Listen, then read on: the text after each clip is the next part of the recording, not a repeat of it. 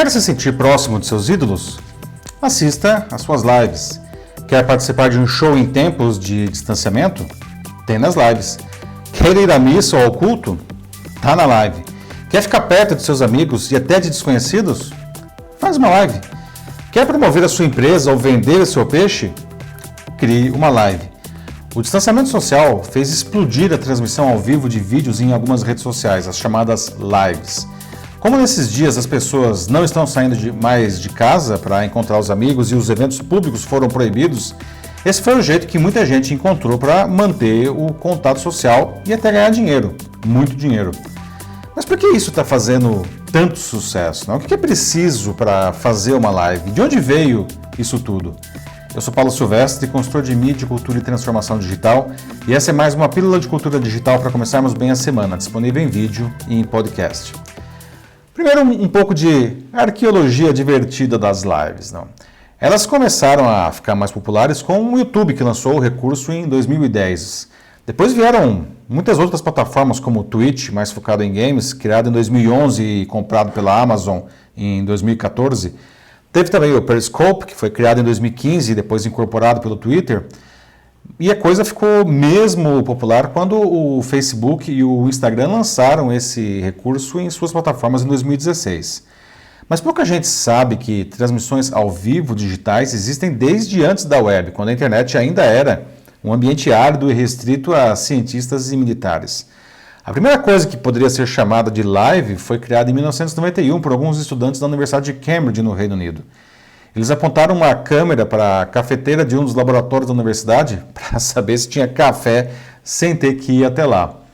Depois que a internet comercial foi lançada em 1994, surgiu a primeira transmissão ao vivo regular de uma pessoa, a GennyCam. E que transmissão, hein? Ela durou incríveis 7 anos e 8 meses.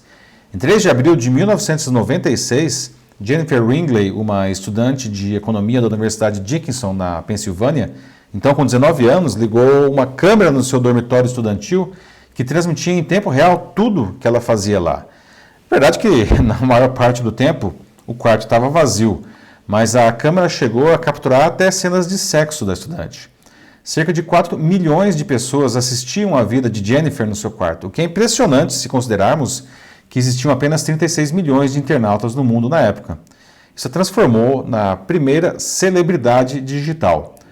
Mas isso é história, não. As lives hoje duram de poucos minutos a algumas horas e transmitem desde conversas de amigos até shows super produzidos. Por exemplo, no último dia 4, a dupla sertaneja Jorge e Mateus fez um show em uma live que durou 4 horas e meia e teve 3 milhões e 100 mil pessoas assistindo ao vivo, um recorde absoluto no YouTube. Mas esse recorde foi ultrapassado apenas 4 dias depois, no show da Rainha da Sofrência, Marília Mendonça, que juntou 100 mil pessoas a mais na sua super live.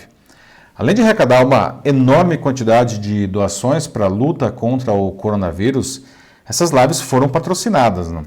Uma fonte de uma agência de publicidade afirma que uma delas levantou só em merchandising 5 milhões de reais. Nada mal para algo feito com uma produção relativamente barata, incrivelmente mais simples que a estrutura de qualquer show em um estádio. É importante que fique claro que esses artistas já tinham uma presença bem forte nas redes sociais antes de tudo isso. A Marília Mendonça, por exemplo, tem mais de 30 milhões de seguidores no Instagram. Mas não só de super lives de artistas vive o período de distanciamento. Eu tenho visto uma explosão de oferta desse formato, especialmente no Instagram, de lives de todo tipo. São pessoas ensinando algo, oferecendo serviços, fazendo propaganda de seu trabalho ou simplesmente fazendo um social dentro do seu distanciamento. Não se trata mais de uma coisa restrita a adolescentes ou nerds. Não. As lives elas vieram para ficar e estão se transformando em uma nova linguagem, uma nova forma de comunicação. E são muito fáceis de serem produzidas, basta um celular e uma conta em uma dessas plataformas já citadas, não? E é tudo grátis. As pessoas gostam de fazer e gostam também de assistir. Outros tipos de conteúdo estão ficando em segundo plano, como artigos, por exemplo, o que é uma pena, porque os artigos, pela sua estrutura e por serem produzidos com mais cuidado, eles representam um formato mais adequado para se construir uma reputação, uma autoridade no que se faz.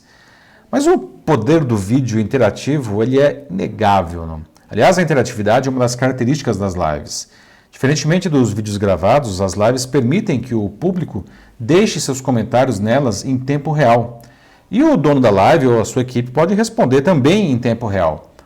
É comum também que as pessoas que estão assistindo a live acabem conversando entre si, não? E essa dinâmica é algo que não existe em nenhuma outra mídia, não? E é muito interessante. Isso é diferente de uma videoconferência, outra coisa que também já existe há muito tempo e que ganhou força com o distanciamento social. Sim, as videoconferências também são transmissões de vídeo ao vivo, com várias pessoas interagindo. Mas, ao contrário das lives, elas não são públicas. Não. Por isso, normalmente, são usadas para reuniões de trabalho ou aulas. Não. Já as lives são totalmente abertas e quanto mais gente entrar, melhor, mesmo que sejam desconhecidos.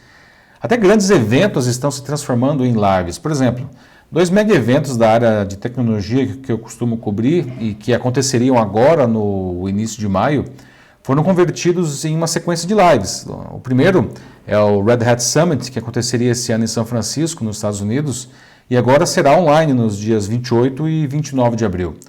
O outro é o SAP Sapphire, que seria em Orlando, também nos Estados Unidos, e acontecerá online nos dias 12 a 14 de maio.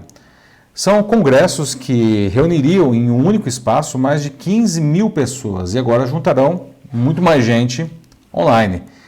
E muitos outros eventos importantes estão acontecendo dessa forma, né? Eu mesmo tenho dado palestras em eventos agora sem sair de casa, não?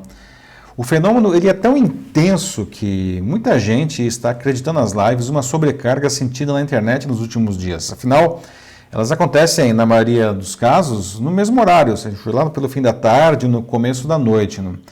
E como a gente já falou aqui, na Pílula de Cultura Digital da semana passada, existe mesmo um enorme pico de uso da internet entre 15 e 21 horas. Não? Mas a gente não pode acreditar isso apenas às lives. Vou colocar um link aqui para o programa da semana passada, nos comentários, para você entender melhor esse pico da rede, né, e como escapar dele.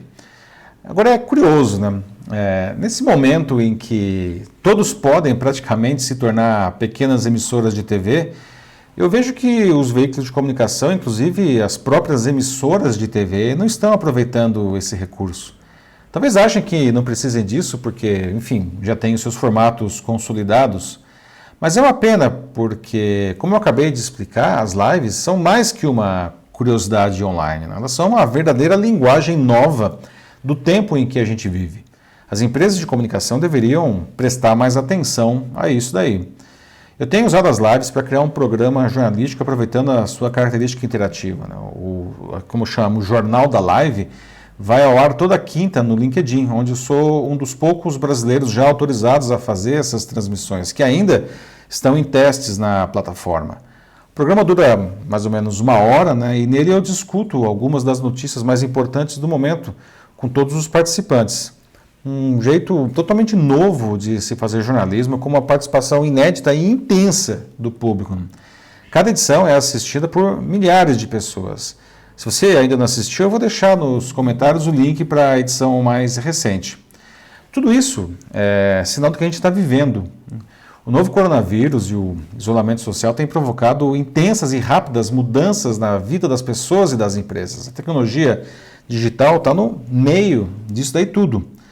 Muita gente tem me perguntado recentemente se a vida será a mesma depois que tudo isso passar, né? E certamente não, né? Já não é a mesma coisa. Muitas coisas que a gente está aprendendo agora, às vezes de uma maneira dolorosa, vão permanecer depois e as lives certamente estarão entre elas. Mais que exibicionismo, elas mudaram a maneira como nos relacionamos e criaram uma nova linguagem. E aí? Vamos criar lives? É isso aí, meus amigos. Ficou interessado? Gostaria de fazer lives para você ou para sua empresa, mas está precisando de ajuda para isso? Só mandar uma mensagem aqui para mim que vai ser um prazer ajudar você a desenvolver esse incrível novo canal de comunicação com o seu público. Eu sou Paulo Silvestre, consultor de mídia, cultura e transformação digital. Um fraternal abraço. Tchau.